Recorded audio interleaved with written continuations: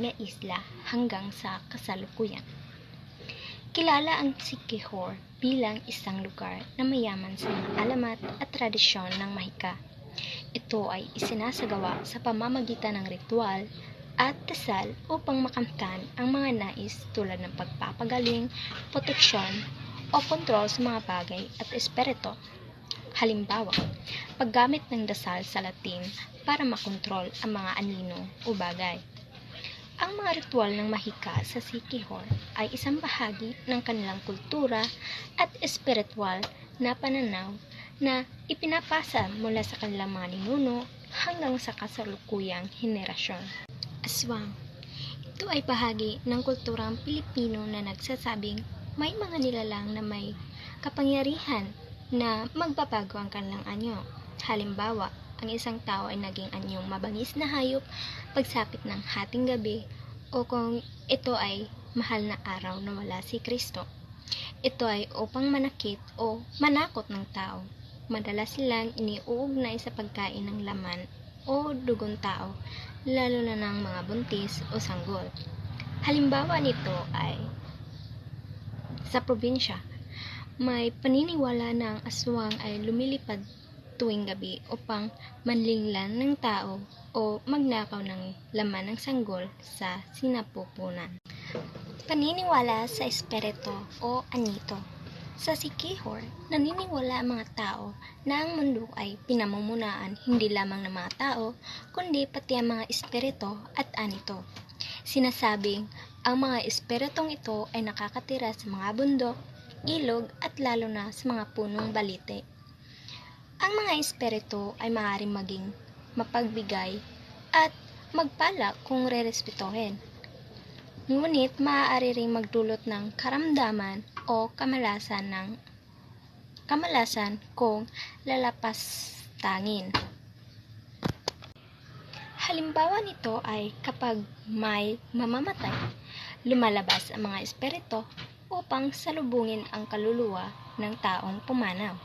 Kapag umuulan, kumikidlat o may kakaibang tunog sa kalikasan, sinasabi ng matatanda na nagpapakita ang mga anito bilang tanda ng kanilang presensya. May mga lugar gaya ng matatanang puno o kuweba na pinaniniwalaang tirahan ng mga espiritu, kaya pinag-iingat ang mga tao na huwag magbiro o mag-ingay sa paligid nito. At ngayon naman ay pag-uusapan natin ang tungkol sa mga paniniwala ng mga taga-Siquijor pagdating sa lumay, eksaminasyon, negosyo, at kapangyarihan.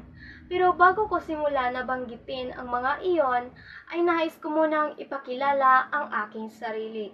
Ako po, si Gian Dingal, ang ika-4 na tagapag-ulat. Una ay pag-uusapan natin ang tinatawag na lumay o gayuma. Ayon kay Sopio Sumalpong, naniniwala ang mga taga-Siquijor na ang lumay ay isang uri ng gayuma na ginagamit sa panliligaw. Sinasabing kapag ang lalaki ay manlulumay sa babae, ay manlulumay din daw ang babae sa lalaki. Ginagawa ito gamit ang iba't ibang sangkap mula sa kalikasan tulad ng bulaklak, ugat, at iba pang parte ng punong kahoy, lalo na kung ito ay may taglay na espiritu. May ritual din silang ginagawa. Kumuha ng panyo, lagyan ng lumay, at itiklop ito. Pagkatapos, ay ipapalo ito ng 3 beses sa taong gusto mo nang hindi niya namamalayan o hindi niya alam. At sa ganitong paraan ay mas madali siyang mapaibig sa iyo. May iba ding lumay na hinahalo sa halamang dagat tulad ng lawig-lawig. Ikalawa namang paniniwala ay ang tungkol sa negosyo at lumay. Ayon sa impormasyon, kung may negosyo ka, mas mainam daw na maglagay ng lumay sa pitaka. Ginagawa ito upang mas dumami ang suki o customer at para tuloy-tuloy ang swerte sa kabuhayan. Ipinapakita nito na hindi lamang sa pag-ibig ginagamit ang lumay, kundi pati na rin sa pagpapaswerte sa negosyo. Ang ikatlo ay ang eksaminasyon. Ginagamit daw ang lumay sa eksaminasyon. Naniniwala ang mga taga-Siquijor na kung kukuha ka ng exam, ay ilagay lang sa panyo o bulsa ang lumay upang hindi makalimutan ang pinag-aralan. Makikita rito na ang kanilang paniniwala ay hindi lamang nakatuon sa kabuhayan o pag-ibig, kundi pati sa edukasyon at tagumpay sa pag-aaral. At ang panghuli ay ang kapangyarihan o gahom. Para sa mga mananambal, ang gahom ay isang espiritual na kapangyarihan na galing sa kanilang paniniwala at pananampalataya. Ito ay tinatawag ding anting-anting o amulet.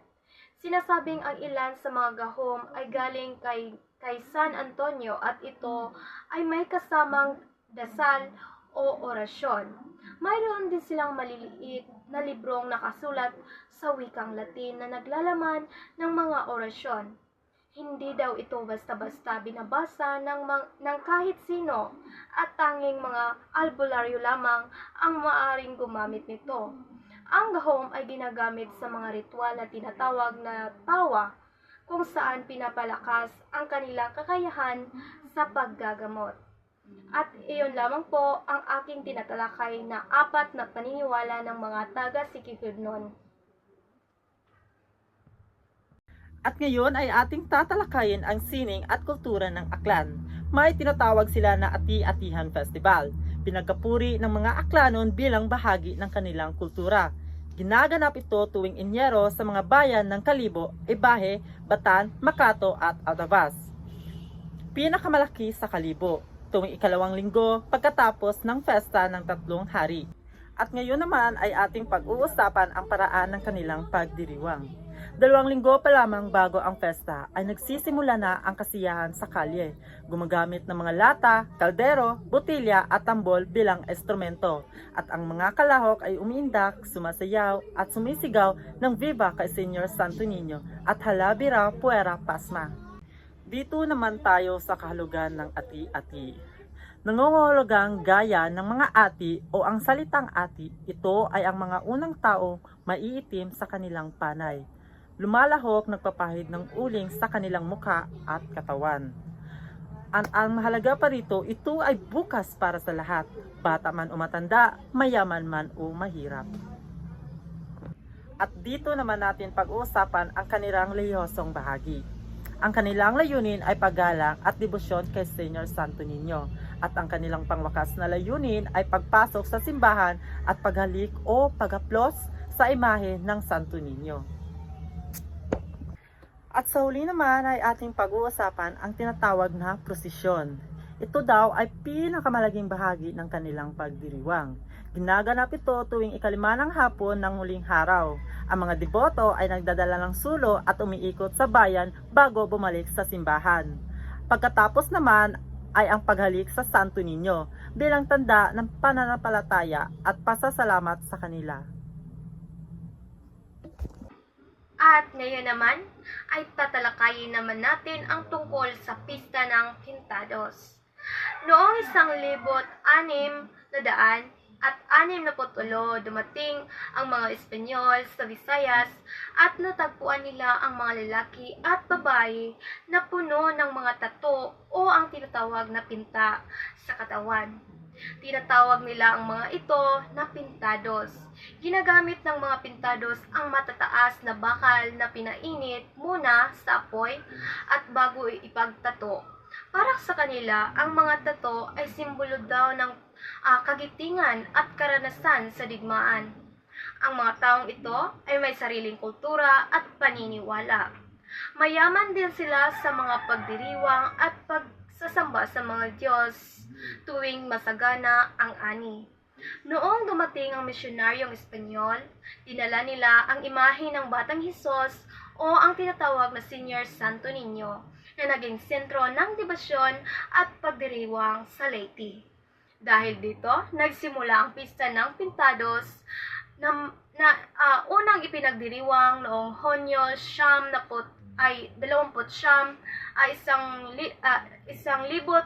987 bilang parangal kay Senior Santo Niño.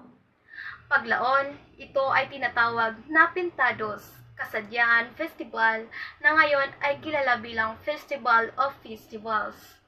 Sa pista na ito, ipinapakita ng mga taga-Leyte ang kanilang mayamang kultura, pananampalataya, at makulay na kasaysayan sa pamumuhay, sa pamamagitan ng sayaw at parada. Ang kasadyan ay salitang Bisaya na nangangahulugang kasiyahan. Ipinagdiriwang ito taon-taon sa Tacloban City kung saan nagtitipon ang iba't ibang munisipalidad ng Leyte upang may pakita ang kanilang mga kwentong bayan, alamat at lokal na kultura. Makikita dito ang mga makukulay na sayaw na nagpapakita ng tapang, pananampalataya at pagkakaisa ng mga taga-Leyteño. Bukod sa kasiyahan, ang pesta ng Pintados ay paalala rin ng sinaunang tradisyon ng mga katutubo sa Visayas na mahilig magtato bilang simbolo ng tapang. Noong panahon ng mga Kastila, inakala nilang barbaro o mabangis daw ang mga Pintados dahil sa kanilang itsura, ngunit kalaunan ay naunawaan naman nila na ang mga tato ay tanda ng karangalan at karanasan sa laban. Ang pista ng Pintados Kasadyaan ay hindi lamang isang selebrasyon ng kasiyahan, kundi isa ring pagpapatunay sa mayamang kultura, kasaysayan at pananampalataya ng mga taga-Leyte at ng buong rehiyon ng Visayas.